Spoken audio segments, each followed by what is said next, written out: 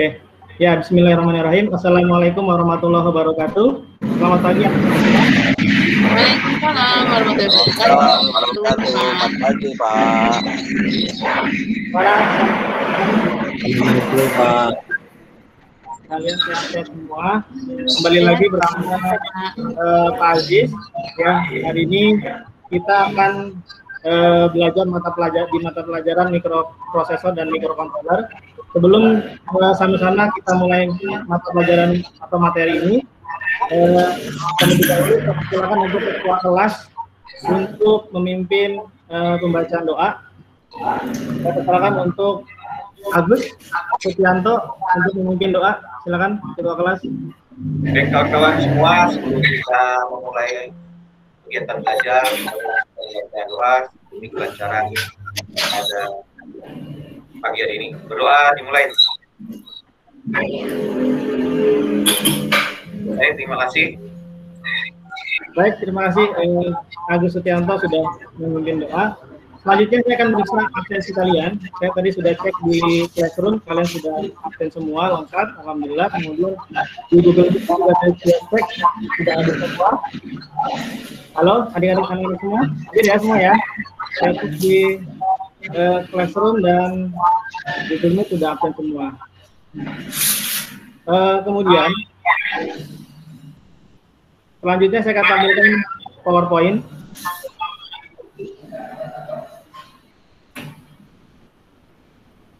Bentar, saya presentasikan dulu untuk materi kita pada hari ini. Suara saya terdengar, anak-anak semua? Terdengar, Pak. Terdengar, Pak.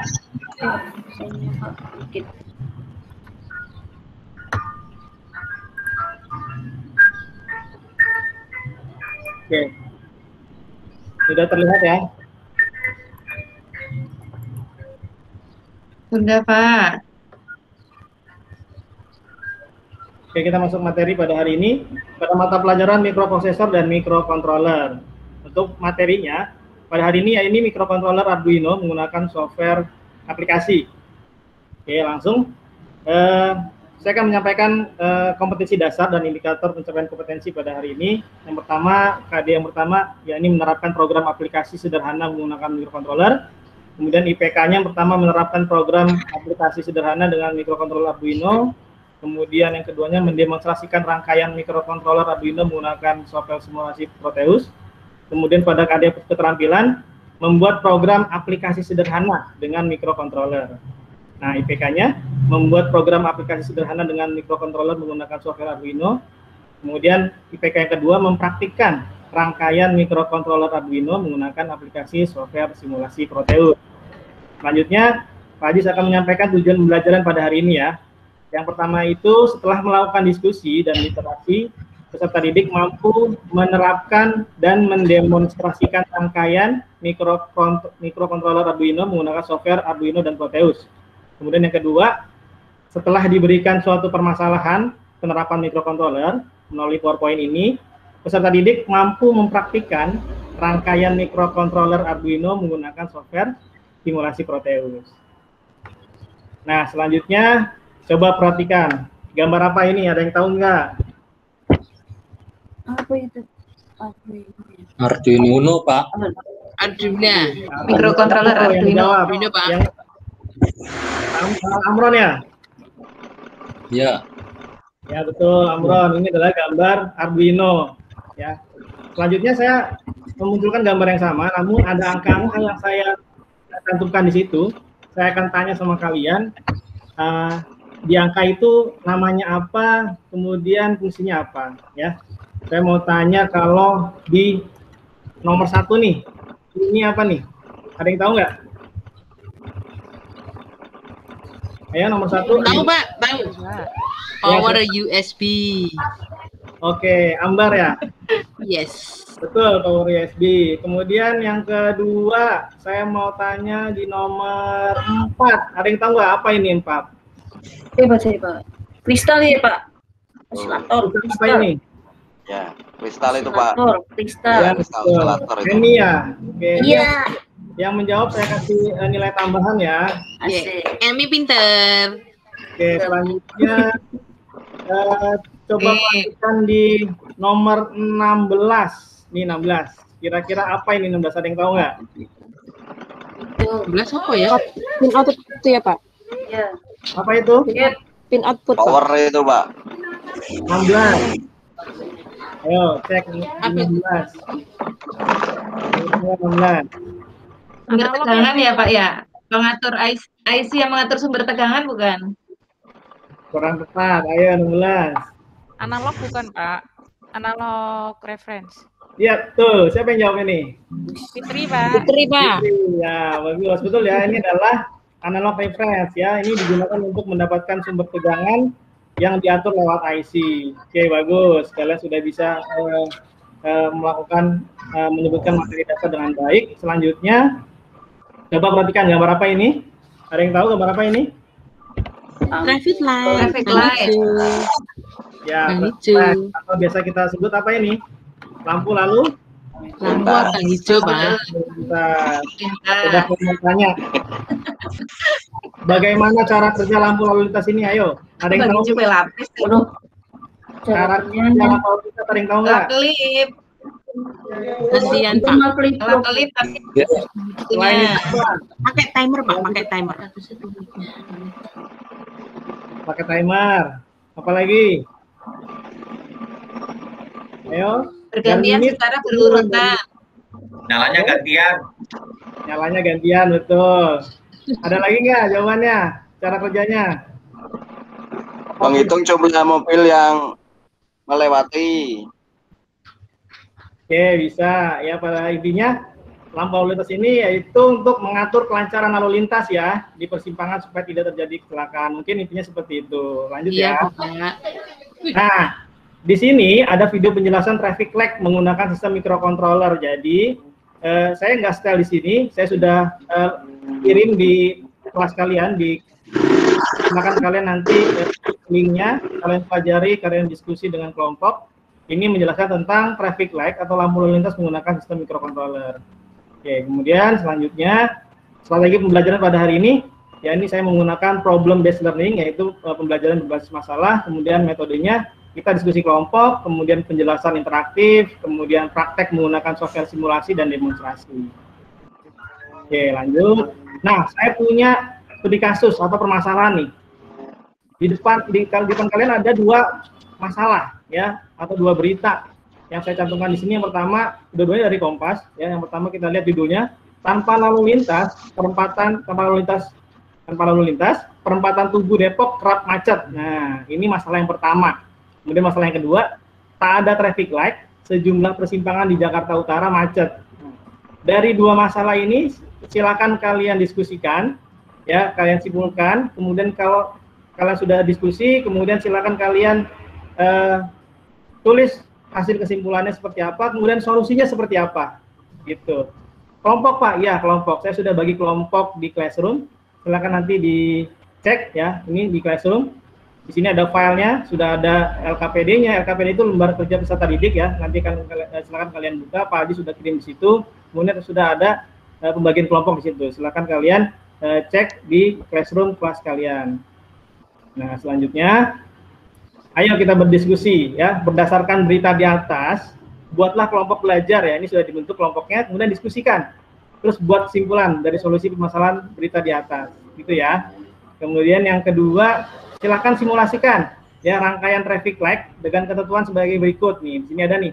Jadi buat simulasi rangkaian tersebut, kemudian itu menggunakan software Proteus ya.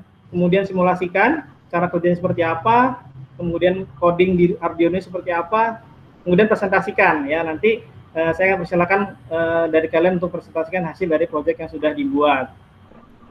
Selanjutnya, nah ini ada diagram bloknya sudah saya cantumkan. Sini ada skema rangkaiannya. Nah, ini jalannya alat. Ini sudah saya cantumkan di LKPD. Silakan kalian nanti cek di situ bagaimana ketentuan alat yang sudah diberikan ya. Di sini ada lampu LED ya, lampu LED nyala semua nih lampu LED-nya pertama selama 1 detik. Kemudian disusul dengan LED hijau dalam waktu 5 detik, LED kuning menyala dalam waktu 2 detik. Kemudian setelah itu lampu LED merah menyala semua. Jadi seperti sistem lampu lalu lintas di perempatan ya. kemudian bergantian secara terus-menerus ya untuk dengan rotasi searah jarum jam. Oke, silakan kalian kerjakan, kemudian diskusikan ya. Nanti setelah selesai kalian berdiskusi, silakan kalian untuk presentasi kita. Dan saat ada yang presentasi, saat nanti ada yang presentasi, saya mohon kalian fokus, perhatikan, silakan bertanya dan tanggapi apa yang teman kalian presentasikan. Paham semua ya? Paham, Bapak. Oke, silakan dikerjakan proyeknya. Oke, saya lihat sudah ada yang selesai mengerjakan. Saya persilakan untuk kelompok berapa yang mau maju, silakan untuk presentasi. Saya akan stop untuk membagikan file ini. Saya persilakan untuk kelompok berapa yang mau maju. Kalau izin bertanya boleh nggak Pak? Oh ya, boleh. Silakan Pak Agus. Silakan. Ini masih belum mudeng ini cara ngerubah bahasa mesin ke .hexa. Ini seperti apa gitu Pak? Soalnya di kelompok saya masih awam semuanya ini, pada bingung semua ini. Oke. Iya, bingung nggak Pak? Cara merubah file extension .hex ya. Iya Pak. Saya mau jawab Pak. Iya Pak. Kalau boleh Pak. Belum paham Pak. Ada yang menjawab nggak, siapa? Andreas. Saya Pak. Oh ya, ini Andreas sudah siap menjawab katanya. Silakan Andreas. Andreas jawab, Pak. Saya dari kelompok 2 teman-teman dan Pak Aziz. Ya kan saya mau coba jawab pertanyaan Pak Agus dulu ya. Ya, silakan. Langsung simulasi boleh Pak Aziz. Ya, silakan Andreas untuk simulasi boleh. Nah, jadi kalau untuk merubah file yang masih tulisan ini kan masih C, kemudian dirubah ke bahasa hex, caranya gampang nih teman-teman, tinggal klik tanda centang ini aja nih, ya kan. Nah, kalau diklik ini kita ngecek penulisan programnya sekaligus kita merubah ke file hexanya. Kalau sudah dicentang ini, kalau sudah ada tulisan don't complying, itu berarti filenya udah siap nih teman-teman untuk dimasukin ke simulasinya gitu. Nah, langsung simulasi hasilnya boleh ya Pak Aziz? Ya, silakan Andreas untuk mensimulasikan proyeknya yang sudah didiskusikan. Ini hasil kerja kelompok saya sama teman-teman dari Mas Bambang dan Mas Bibi gitu kan. Kurang lebih sih seperti ini. Jadi ada empat persimpangan, berarti totalnya ada 16 lampu LED. Kalau langsung dijalankan kan kayak gini kan. Pertama kan simpangan pertama hijau dulu, yang lainnya itu merah gitu kan. Nah, setelah 5 detik lampu kuningnya nyala dulu. Kemudian merah semua dijeda baru nyala. Begini betul nggak Pak Aziz? Iya betul. Ya betul. Itu sudah sesuai dengan yang ada di soal di LKPD ya. Oke. Jadi simulasinya kayak gini nih. Programnya dikasih lihat juga nggak Pak Aziz ya? Ya, coba dilihat program Arduino-nya seperti apa, dijelasin ke teman-temannya. Lihat. Oh iya, jadi teman-teman kalau mau simulasi, file yang dimasukin ke sini tuh file hexanya ya teman-teman ya. Jadi dicari nih file hexanya mana. Nah, ini file hexanya dimasukin, ini untuk simulasi gitu. Oke, jadi kalau untuk programnya sebenarnya konsepnya kan sama aja. Jadi kita tuh cuma menyalakan lampu secara bergantian gitu kan. Jadi yang pertama ada flash setup, kita atur dulu pin-pin mana aja yang digunakan, kemudian dari itu kita sesuaikan nih, kan kondisi pertama lampu hijau simpangan pertama nyala gitu kan. Kemudian kita delay 5 detik, kemudian habis itu lampu kuning persimpangan pertama yang nyala, yang lainnya mati. Dan seterusnya teman-teman gitu. Nah, mungkin teman-teman bisa langsung lihat di sini. Itu aja Pak Aziz presentasi dari kelompok saya. Terima kasih. Oke, bagus untuk Andreas sudah menunjukkan. Keren banget. Coba masih belum dong Pak Andreas ditampilkan dulu filenya yang tadi sudah dipresentasikan. Mungkin ada dari kelompok lain yang mau bertanya, saya persilakan. Ini Pak. Oke, ya ini adalah tampilan Arduino-nya ya di list programnya. Kemudian tadi untuk skema rangkaian sudah jadi. Nah, saya persilakan untuk dari teman-teman kelompok yang lain untuk bisa bertanya atau menanggapi yang sudah dipresentasikan Andreas dan teman-temannya. Saya persilakan. Ada yang mau bertanya?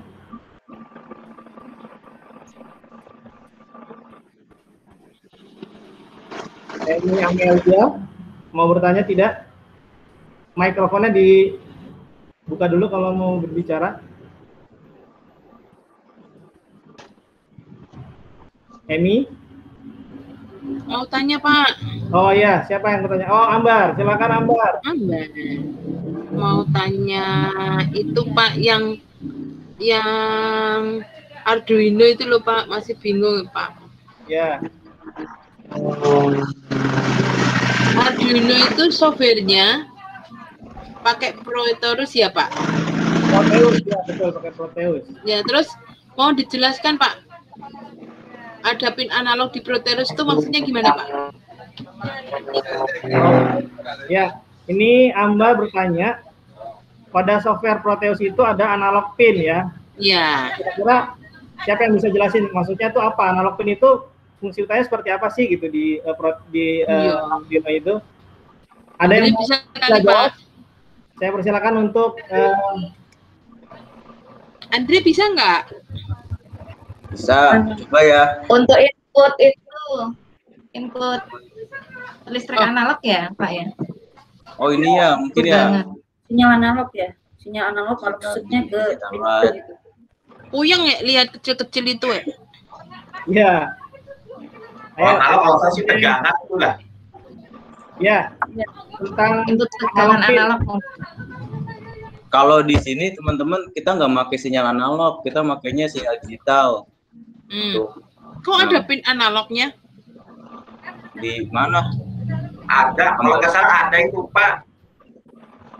Pin analog. Kalau di program saya sih nggak pakai pin analog, soalnya langsung ke digital nih. Ini kan semua digital write, digital write tuh.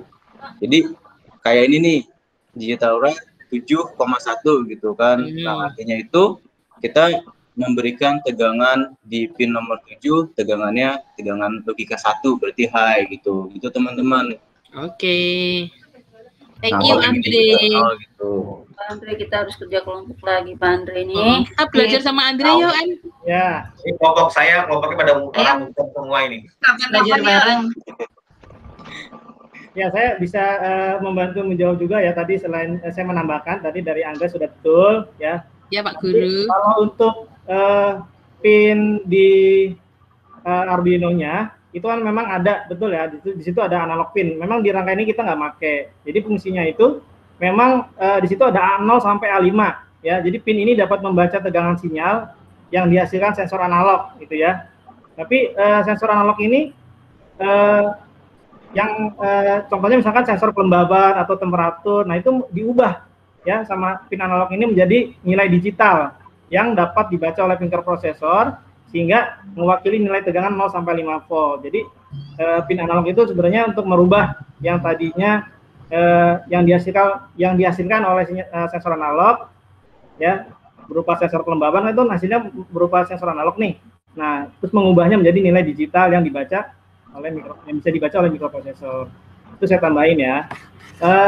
Selanjutnya dari presentasi Andreas ya dan teman-temannya, apakah ada dari teman-teman yang lain yang mau bertanya? Saya persilakan. Fitri mau nanya nggak Fitri? Baby mau nanya nggak? Baby. Emi. Itu Pak, untuk pengaturan berapa menitnya itu, berapa menit atau berapa detik lamanya lampu merah, lampu kuning, hijau nyalanya itu dari mana sih Pak? Oke, ini pertanyaannya bagus ya. Jadi untuk mengatur timingnya itu gimana? Coba Andreas jelasin. Kalau misalkan itu kan saya suruh cuma 5 detik ya. Nah kalau misalnya kira-kira lebih lama atau lebih cepat gitu kan, itu ngaturnya di mana Andreas? Silakan dijelasin ke teman-temannya. Nah jadi kalau kita mau ngatur detiknya itu tinggal kita rubah nih di delay-nya ini, karena kan delay itu kan untuk menunda program di atasnya kan gitu. Jadi kalau di sini delay ini satuannya milisecond teman-teman. Jadi kalau kita misalkan mau merubah ke 10 detik gitu kan, berarti di sini diganti menjadi 10.000. Gitu. Atau misalkan lampu kuningnya mau kita lamain nih, dijadiin 5 detik deh. Nanti kita ganti gini. Gitu. Gitu teman-teman. Udah dijawab belum ya Pak Aziz? Ya, jadi delaynya dikali rubah ya. Iya. Ya, betul. Betul, Pak, jawabannya. boleh tanya lagi nggak, Pak? Ya, boleh. Emi, silakan boleh bertanya. Kan sebelum lampu kuning nyala, kan lampu merah masih nyala tuh. Berarti kan pengaturan waktu lamanya itu bentrok atau enggak, Pak? Merah masih nyala. Terus baru kuning nyala dulu, baru merah mati. Jadi nggak satu-satu nyala gitu kan, Pak? Itu bentrok nggak waktunya itu, Pak? Cara pengaturannya gimana? Ya, silakan. Saya serahkan untuk Andreas, nanti saya tambahkan. Gimana, Andreas? Nah, ini kan banyak banget ya teman-teman, ada 16 lampu gitu kan. Sebenarnya sih Iya, banyak banget, Pak. Iya, kalau kita tahu konsepnya gitu kan, kita matiin dulu semua lampu gitu kan. Nah, matiin semua lampunya itu ada di sini nih programnya teman-teman. Citawet I,0. Jadi ke 16 lampunya itu kita matiin dulu semua. Nah, setelah itu baru kita hidupkan berdasarkan kondisi yang pertama. Kondisi pertama itu kan lampu hijau nyala dan lampu lainnya kan mati gitu kan.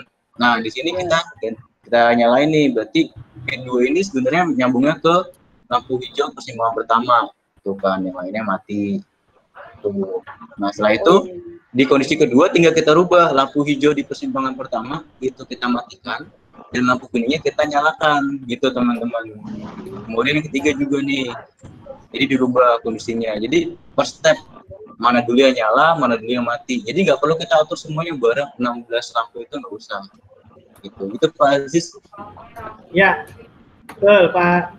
Betul Andreas. Jadi sebenarnya kita hanya membuat induknya aja tuh di awal ya. Kita atur sehingga yang bawahnya untuk pengaturan lampu merah 1, 2, dan 3 tinggal mengikuti saja gitu ya. Jadi timernya tinggal ngikutin, kita masukin angka-angka untuk sesuai dengan kalau ini kan Andreas membuatnya sesuai dengan permintaan di soal LKPD ya, gitu.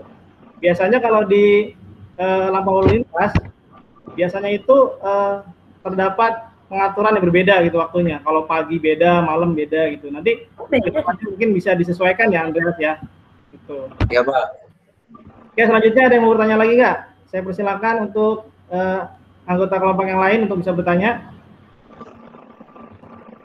Izin tanya, Pak. Maksudnya? Ya, Fitri Nijana, silakan. Yang malam itu gimana, Pak? Iya, gimana itu Hani dulu, Hani? Iya, gimana? Hani atau Fitri nih? Fitri aja lah duluan. Fitri aja dulu, Pak. Gini Pak, saya mau tanya, itu kan Arduino itu kan sumber tegangannya itu bisa dari, itu ya Pak, USB ya? Iya, betul, bisa dari USB. Nah, itu kalau misalkan kita mau menggunakan sumber tegangan eksternal itu ada batasan itunya nggak? Apa tegangannya berapa seperti itu? Oke, baik, pertanyaannya bagus. Silakan untuk kelompok 2 menanggapi pertanyaan Fitri. Gimana untuk sumber tegangan yang eksternal itu seperti apa gitu? Karena memang yang kita tahu Arduino biasanya kan menggunakan USB gitu ya, yang sudah include di situ. Kalau misalkan seandainya eksternal, apakah ada tegangan batas maksimal atau minimalnya seperti apa? Silakan kelompok 2 untuk menjawab. Saya Pak Aziz. Ya, Baby, silakan Baby untuk menjawab pertanyaan Fitri. Ya, untuk pertanyaannya Fitri, yang setahu saya ini untuk spesifikasi board Arduino Uno itu memang memiliki batasan tegangan. Tegangannya tegangan DC, batasannya itu mulai dari 7 sampai 12 volt. Kalau di bawah 7 volt terjadi ketidakstabilan tegangan. Kalau lebih dari 12 volt ya otomatis komponennya akan mengalami kerusakan atau overheat di dalam boardnya itu. Itu ya, Pak. Betul, sudah tepat jawaban dari Baby. Ya, intinya nanti kalau sudah melewati batas maksimal tegangan Arduino akan panas ya, jadi akan mengalami kerusakan pada bagian komponen-komponennya. Oke, sudah tepat Pak Baby. Baby silakan, terima kasih sudah menjawab. Apakah ada pertanyaan lagi? Saya persilakan untuk yang lain untuk bisa bertanya atau mereview ya untuk presentasi di kelompoknya Andreas dan teman-temannya.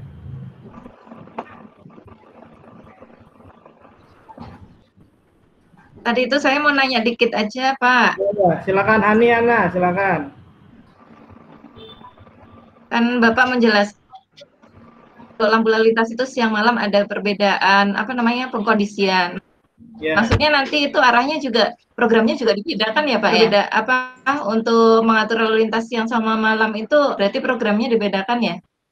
Betul, nanti ada perubahan pada sketch programnya atau codingannya, ya itu dirubah sesuai dengan waktu yang memang sudah ditentukan. Jadi yang kita tahu di perempatan jalan di kota-kota besar biasanya ada berbeda. Kalau pagi lebih lama, biasanya malam lebih cepat. Nah itu nanti di listing programnya akan dirubah.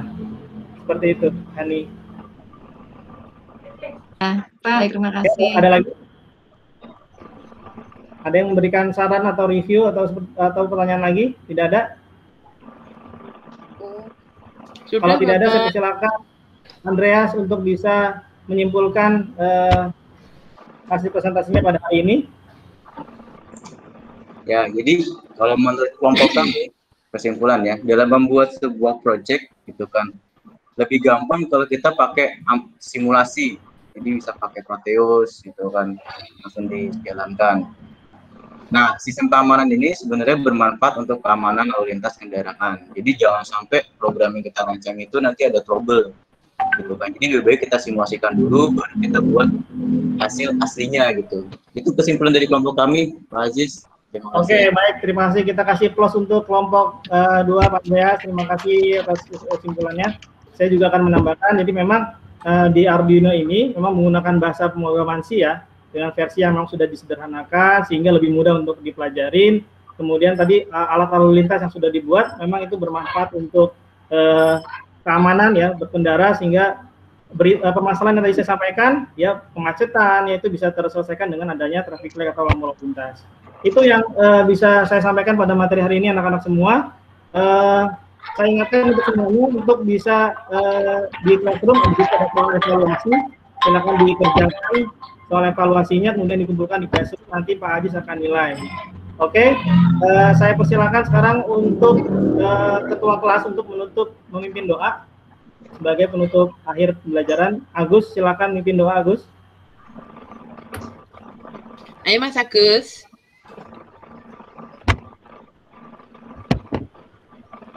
Ada atau Bambang ada Bambang. Bambang. Ya Pak. Ya, pimpin doa penutup Bambang. Oke. Oke, mari teman-teman kita tutup pembelajaran pada hari ini dengan berdoa. Berdoa mulai. Selesai. Oke, terima kasih semuanya sudah hadir dengan lengkap hari ini. Semangat belajarnya tetap dijaga ya. Tetap jaga kesehatan. Mudah-mudahan kita akan ketemu di minggu depan. Pada semua ya. Saya Pak Aziz. Ya, Bapak. Wassalamualaikum warahmatullahi wabarakatuh. Waalaikumsalam warahmatullahi wabarakatuh. Selamat siang.